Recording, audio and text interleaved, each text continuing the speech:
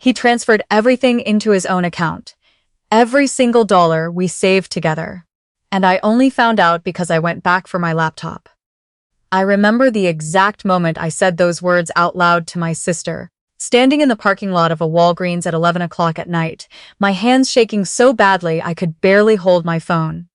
She didn't say anything for a few seconds. Then she said, "Get a lawyer, tonight." But I'm getting ahead of myself.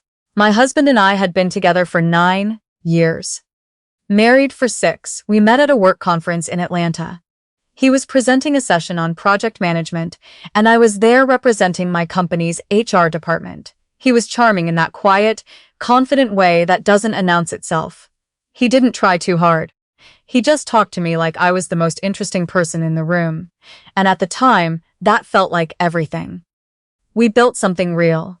At least, I thought we did. We bought a house in the suburbs of Columbus, Ohio, the year after we got married. A 4-bedroom with a big backyard and a kitchen I spent 2 weekends painting the cabinets in.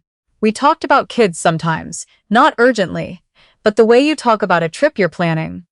It's coming. You just haven't booked the flights yet. We had joint accounts. We had each other's passwords. We had a dog named Biscuit who slept at the foot of our bed every night. I had no reason to believe any of it wasn't exactly what it looked like. Looking back, I can identify the moment things started to shift. It was a Tuesday in October, about 14 months before everything fell apart. He came home from work, and something about him was just slightly off. The way you notice a picture frame that's been moved an inch and can't explain why it bothers you. He kissed me on the cheek instead of the mouth. He poured himself a drink before he even set down his bag. When I asked how his day was, he said fine, and then went upstairs to change, and didn't come back down for 40 minutes. I told myself he was stressed. His company had been going through a restructuring. People were losing their positions. I figured he was worried about his own job security and didn't want to talk about it. That explanation worked for a few weeks. Then the phone thing started. It wasn't dramatic. He didn't suddenly start hiding it under a pillow or taking calls in the garage. It was more subtle than that. He just started keeping it closer. Always face down on the counter. Always in his pocket when we watched TV, where before it would have been on the coffee table. Once, as I walked into the kitchen, while he was texting, and he angled the screen away from me so naturally, so smoothly, that I almost missed it. But I didn't miss it. I didn't say anything. I'm not sure why. Maybe I was afraid of what saying something would start. If you name the thing you're afraid of, it becomes real, and I wasn't ready for it to be real. So instead, I watched. And I waited. And I told myself I was being paranoid. He started working late more frequently. Not every night, but often enough that it stopped feeling like an anomaly. When I asked why, he had reasonable answers. A big client had moved up a deadline. There was a proposal due. The new management was demanding more from everyone. These were all things that could have been true. They were all things I wanted to be true. My sister noticed before I admitted it to myself. She came to visit us for a weekend in February, and on Sunday morning, while my husband had gone to pick up coffee, she sat across from me at the kitchen table and said, very quietly, "Is everything okay with you two?" I told her yes. She looked at me for a long moment and then said, "Okay." The way she said it made it clear she didn't believe me. I started paying closer attention after that, not in a confrontational way. I didn't go through his phone or follow him anywhere. I just started noticing patterns. The late nights had a rhythm to them, usually Tuesdays and Thursdays. He started going to the gym in the evenings, which he'd never done before, but I could never smell sweat on him when he came home. He bought new clothes. Not a lot, but enough that I noticed. Nicer than what he usually wore to the office. Once, I found a receipt in the pocket of his jacket when I was doing laundry. A restaurant I didn't recognize, a Tuesday night, a dinner for 2. I didn't say anything. I put the receipt back. I finished the laundry. I made dinner. I don't know why I kept waiting. Maybe I thought if I waited long enough, it would just stop. Maybe I thought I was still wrong. Maybe I just wasn't ready to blow up everything we had built together on a suspicion. And then he made the choice for me. It was a Friday evening in December, right before the holidays. I had spent the afternoon wrapping presents and making a grocery list for Christmas dinner. He came home looking like he'd already decided something.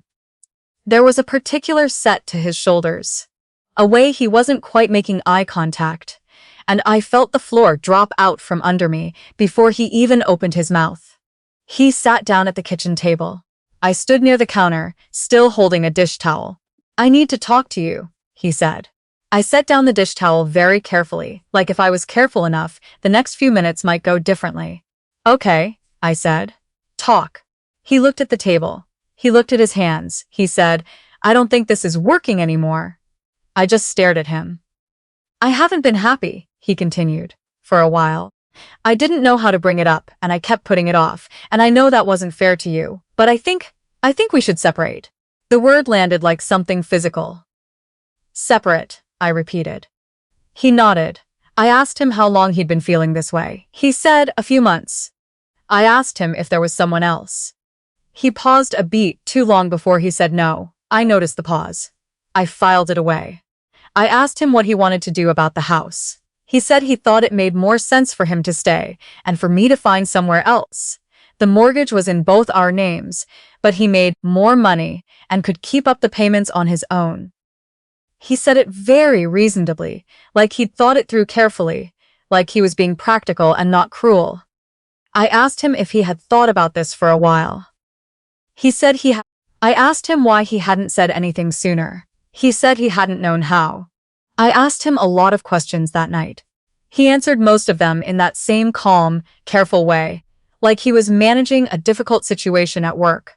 The whole conversation felt staged, like he'd rehearsed it. I slept in the guest room that night. I didn't cry. I just lay there in the dark, staring at the ceiling, listening to Biscuit scratch at the door, and thinking about the receipt from the restaurant I'd found in his jacket pocket 3 months earlier. The next morning, I packed a bag. Just enough for a week, I thought. And I went to stay with my sister in Cincinnati. She didn't ask a lot of questions. She just made coffee and let me sit on her couch and be a complete wreck in peace. It was on the 3rd day there that I realized I had left my work laptop at home. I worked remotely and had my personal laptop with me, but my work machine had files I needed for a Monday deadline. My employer didn't allow those files to be accessed remotely on personal devices.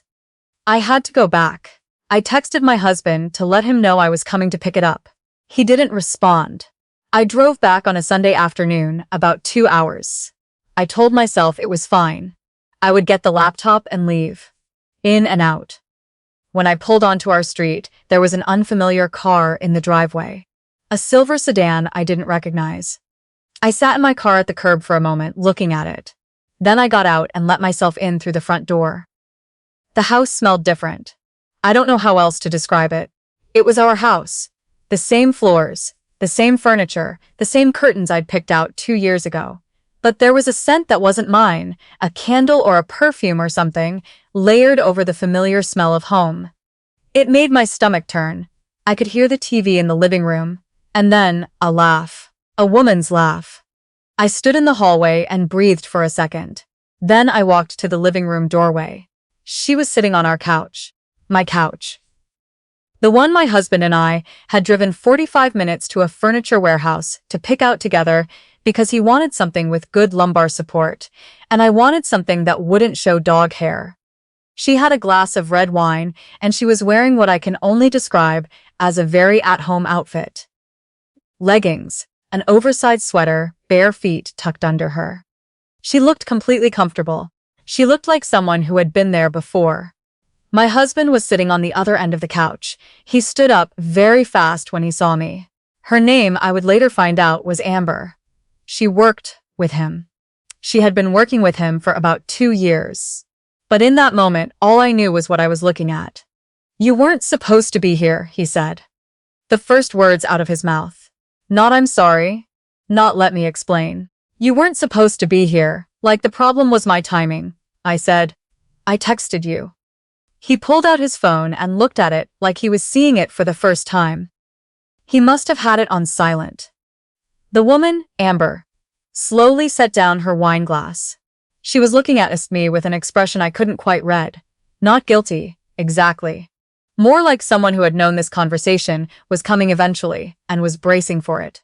How long? I asked my husband. He didn't answer. How long? I said again. He ran a hand through his hair. A while, he said. I looked at her. She looked at the floor.